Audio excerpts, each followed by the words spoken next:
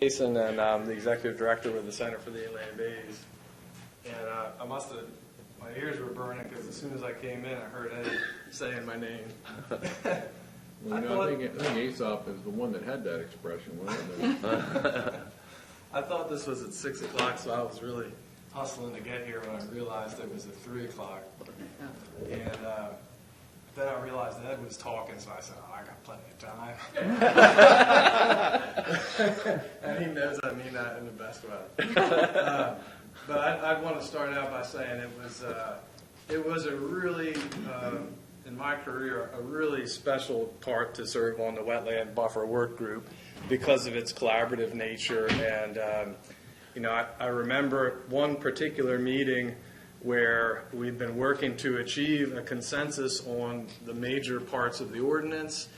And at that meeting, Todd and Jim, the consultant, were working it, went around the room and achieved consensus on things like the type of features, the widths, the permitted activities. And I remember looking around at everybody in that group, and nobody was particularly thrilled, but everybody could live with it, and that was that's a rare thing, and that was a special moment for me. So what I would like to do today is talk a little bit about the importance of this ordinance to the Inland Bays Conservation and Management Plan, and share with you some relevant trends in water quality and in land use that this ordinance has bearing on. Then talk to you about how this ordinance compares with the scientifically based recommendations that the center has developed for buffers, as well as how it stacks up to what other jurisdictions that are trying to solve the same problems have done. And then I'd like to make some recommendations about how the center thinks this ordinance could be improved. So we have a management plan that we facilitate the implementation of, and we recently revised it. The first iteration of this plan was in 1995, and we amended it in 2012, and this year just kind of finished it up doing it again. And it has 7 signatories, and the county is one of the signatories to the plan. And the whole thing is bringing back the water quality to the inland bays, and we do this through reducing nutrient pollution, restoring ecosystems like bay grasses and oyster reefs, education, and then mitigating flooding and adapting to climate change. The buffer action is in this management plan, and it's an important part of this management plan. The idea is that we take the bays that we have today, which represents the state that you see on the left, which is a system dominated by algae because it's got too many nutrients in it. And we restore that system by reducing those nutrients to one that has clear waters with very little algae, very little nutrients, so that sun rays can get to the bottom of the floor of the bay. Bay grasses can once again come back. We have the diversity and abundance of fish and shellfish. And we have to reduce a lot of nutrients to do that. That's the overall plan.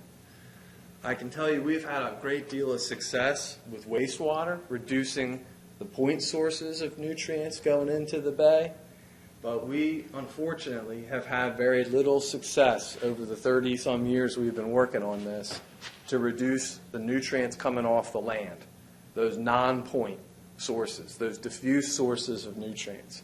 And that's what this graph shows for the Indian River Bay. This is the nitrogen loads that DNREC measures in the streams coming into that bay over time. And from the baseline of the late 80s, early 90s to today, we have seen no reduction in this most important source of nutrient loads. Unfortunately, in the Little Assawoman Bay, we are actually seeing an increase in the loads of nutrients coming into this bay. And this is for phosphorus.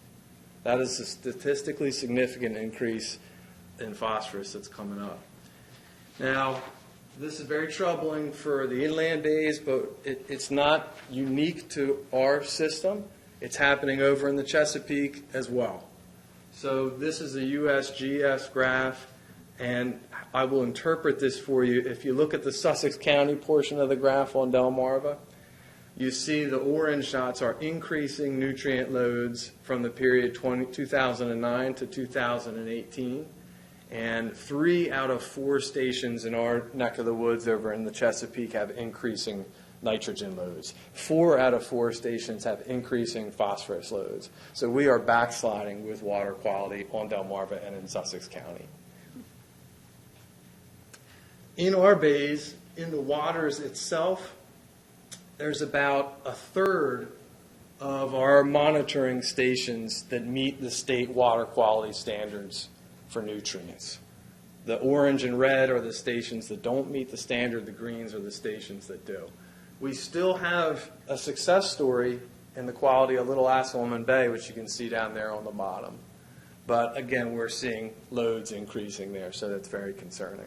But we have a long way to go so that 90% or 100% of our water is healthy and meets the standards. This is what it looks like in the Indian River during the summertime. This is a very dense algae bloom. It's called a Mahogany Tide. And all the nutrients coming into this very important river for fish and shellfish support that algae growth, and it happens all summer long. And what that algae does is live just like you and I do. It breathes and it respires. During the day, the algae is photosynthesizing, and that's creating oxygen. And this graph here shows the oxygen in the water of the river over a few days in 2020. And it follows a cycle. In the day, there's a lot of oxygen because of the photosynthesis. And at night, it drops way down below the water quality standard of that red line. And it regularly goes to 0 oxygen in the river. So if you're a shellfish and you live on the bottom and you can't move, you die. If you're a worm, you can't move, you die. If you're a fish, you got to get out of there because you can't breathe. Some fish, like little baby flounder, they can't do that. They're stuck there. And some fish that can move can't make it out. And we had a fish kill right on this day that was recorded for our dissolved oxygen sensor. About 2,000 menhaden died on that day. And that's the Indian River. You know, that's our pride and joy in coastal Sussex County for recreation and water quality. Unfortunately, that fish kill is not an isolated incident, and this year we had a record number of fish kills in the inland bays. There was 15 fish kills recorded. That's the most since measurements have been recorded since 1985. They were in the creeks, they were in the canals, they were in the open waters, and about almost 2 million fish died, mostly menhaden. And these are the fish that are at the bottom of the food chain, right? They feed the stripers, the bluefish, the weak fish that we like to catch. So I want to shift to talk a little bit more about land use trends. But I'm telling you all this because buffers is a solution to this. Buffers are really important for water quality. Our land use has changed dramatically over the 25 years that this data represents. We've had 30 square miles of development come in. We've lost almost 4 square miles of wetlands. We've lost about 10 square miles of upland forest and 22 square miles of agriculture. So a lot of forest has been lost. A lot of the canopy is gone from the watershed. And this is what it looks like. Canopy losses of the upland forest is all over, but it's an 18% decrease from 92 to 2007. But if you just stare at that a while, you do begin to see patterns. And a lot of the woods that we've lost is close to the creeks. It's close to the tidal waters. And I want to impress upon you, all forest is important for the health of an estuary in the watershed. But those forests that are nearest the streams and waters, those are the most important forests. And those are the forests that we're trying to protect with buffers. We know that the more buffers you have, the better the quality of the crabs in the water, the fish in the water, the shellfish in the water. There's a direct relationship there. We're also losing salt marshes. We've lost 3,600 acres of salt marsh in the inland bays watershed since the 30s. And it's stabilized, which is great because of the Wetlands Act that Delaware passed to protect them. But we're seeing the collapse of these salt marshes now, the middle of them. If you see that landscape, you see the little rings of marshes, all these water in the middle, they're drowning because of sea level rise. And that's what this graph shows, is the interior ponding of the marsh is going up, like almost exponentially. It's going up dramatically, and it'll keep going. So really the only way that we can protect these marshes, which are the base of the estuarine food chain, is if they can move inland. So they need a buffer to move into. And just again, a little bit of the land use patterns. We have the most recent data from 2017. We notice the development is around the bays. And what's coming often in red here is concentrated around the bays and the tributaries. So we're dealing with a lot of growth in these areas. So finally, I want to talk about flooding. Noaa releases a State of the High Tide Flooding Report, and they put it together this year. They're able to take a look at Lewis because of the tide gauging station up there. And what they found is that 4 high tide flood days happened in the year 2000. And a high tide flood day is like 2 feet over the normal high tide, okay? In 2020, there were 8 of those days that they found, and they project by 2030 that there's going to be 15 to 30 of those days. So sea level rise off our coast is really going up. The rate is increasing. We are a global hotspot for sea level rise on the Atlantic coast. And among the whole Atlantic coast, Lewis and Ocean City have really high rates, particularly Ocean City. And that's why you see those wetlands disappearing. The sea level rise projections from the Delaware Geological Survey are 1.5 feet by 2050 and 3.3 feet by 2080. And we're seeing it. You know, we're all living it, especially if you live in the Bethany area. These are just some of the things I took pictures of the past few years, and I think they're very relevant to what we're talking about today. This is Dewey in 2016. This is Bethany in 2019, and same exact thing a couple weeks ago. We are building in flood-prone areas.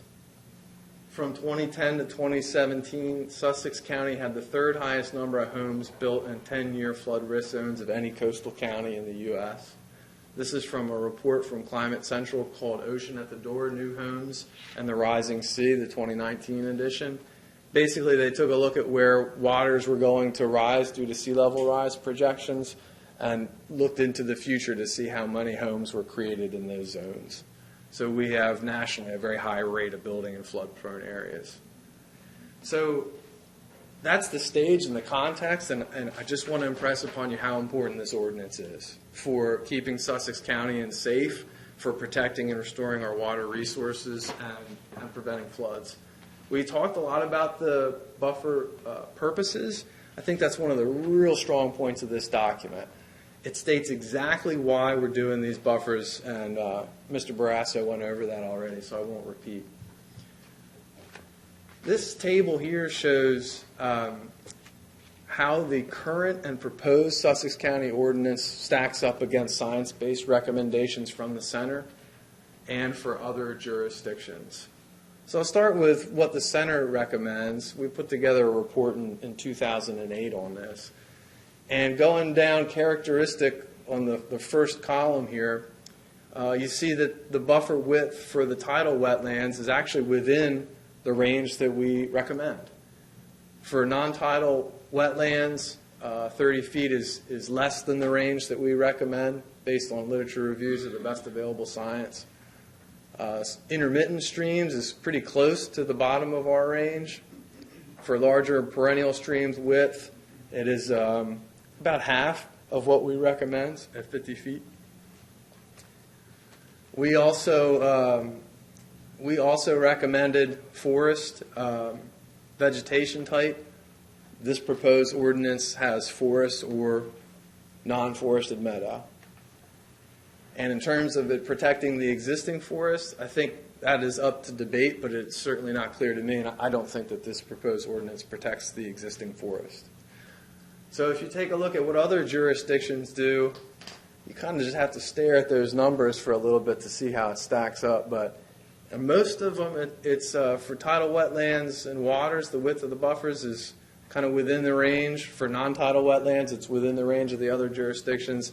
But for the other components of the system, it doesn't get close to the other jurisdictions. So point is that Kent County, Newcastle County, State of New Jersey, State of Maryland, they're doing a much better job of protecting their buffer resources than what is proposed today. So I think some of the real achievements of this ordinance is the consensus points that I mentioned at the beginning of my talk.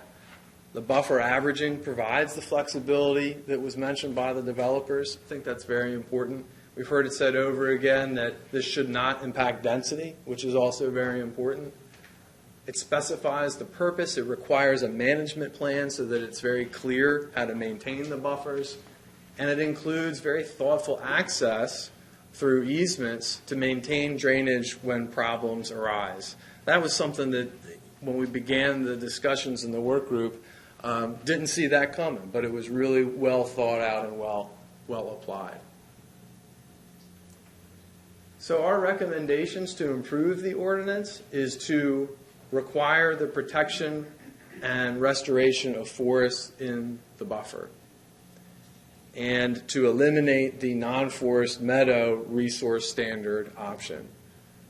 The reason is that natural vegetation in the buffer, which is what the current ordinance specifies, in almost all cases in our area is forest. If you let something go, in almost all cases, it is going to regenerate into a forest. And that provides the maximum water quality, flood control, and wildlife benefits. So the selective cutting portion of the ordinance, I agree with the previous two presenters. When you look at that part of the ordinance, it appears to me that that would allow the removal of every understory plant, every shrub, every small tree, and in some cases big trees, maybe every other big tree, and that would not be a forest. We also think that the resource buffer options section should be removed. I don't think that we want to reduce the buffer widths of the buffers protecting the waterways in exchange for something else that would be very difficult to track if that something else was actually additional or if it was even maintained. And then I have one clarification on the maintenance dredging. So we want to make sure that the forests in the buffer at the time of the application are preserved. That's the most important thing. And if something is in a meadow condition at the time of application, then it should be allowed to either regenerate to a natural forest or it should have to be planted to a natural forest. And that requirement for planting of that buffer area should be a disincentive for someone to go cut it down prior to submitting an application, because it therefore becomes very costly to have to go in and plant tree after tree after tree and make sure that those trees survive for a period of time that would be specified in the ordinance. And that's exactly what you see in the forested landscape buffer part of the code. There are requirements that it has to be planted, it has to look a certain way. And of course, we would want to see all the forests be managed for invasive species and them themselves be native species. I think the management plan section needs to be very clear, direction from the county, that these buffers need to be maintained as forests. Some of the reasons why forests are better to meet the purposes of the ordinance than grass buffers: forested buffers remove 36% more nitrogen on average than grass buffers, and a lot of that nitrogen they take up into the wood of the shrubs, the trees that are growing on there. Soil organic matter and the nutrients in it are twice as high in forested buffers than they are grass buffers, and forested buffers help with the in-stream processing of nutrients for the waterways that they're protecting. And of course, forested buffers support better wildlife habitat. And this is just to illustrate what a forest looks like. It is not one or two canopy trees here or there. It is an assemblage of different layers, and all of those layers provide separate special niches for wildlife. And they also block encroachment and protect the species that live in the waterway or the estuary so that they're not disturbed by what's going on in the uplands. Selective cutting, currently it doesn't really have a defined purpose in the ordinance. I'm not sure why we're doing selective cutting when you read it, and it doesn't seem to relate to the purposes of the ordinance overall. I think selective cutting should be clarified that the purpose is to provide viewscapes. I think that's the real need of the developer and the homeowner, is they want to view out over the water, but they probably don't want to view out over the water of a ditch. They want the view out over the water of a tidal wetland or water, and so that should be made specific in the ordinance. Same thing might happen with a freshwater pond, so that should be made specific in the ordinance. Selective cutting has to be limited. Viewscapes have to be limited to protect the purpose of the buffer, and so we're recommending that it should only be allowed in 20% of the length of an entire buffer feature. And this is the photo that Ed was talking about. I put that up there for him. I think we want to have a situation where what is left in a buffer here is protected. And in the case that it does get cut down before it comes, it would have to be replanted. In terms of the resource buffer options, I believe that the flexibility in site design was provided by the buffer averaging. And I think that requiring forests in the buffer eliminates the need for these type of options for a developer or a landowner to keep that forest in there. Any option should not reduce the width of the buffers that were agreed upon by consensus in the work group. And certainly an option should not reduce the effectiveness of another part of the code that has a separate purpose. So if we do want to talk about true incentives, which would be something that would be a positive over the base increase of the buffer system and a positive for the developer, I think that we should be focusing on things like additional lots. So if you increase the width of your buffer, perhaps there's a couple few additional lots that you could get in your development. In terms of this one small final thing in the drainage conveyances code, on page 27, line 763, it says the location of any stream blockages such as debris dams, fallen or unstable trees, beaver dams, or similar impediments to conveyance would have to be identified. I think we need to be clear that these would be identified for addressing through drainage only in the event that they have a high likelihood of causing flooding resulting in damage to property or infrastructure. And the reason that I say that is because these very things that are listed here are also part of a natural stream corridor. And these things help with pollution removal, sediment filtration, wildlife habitat, etc. So they should only be addressed if they are a problem. And I just want that to be clear when somebody's reading this ordinance.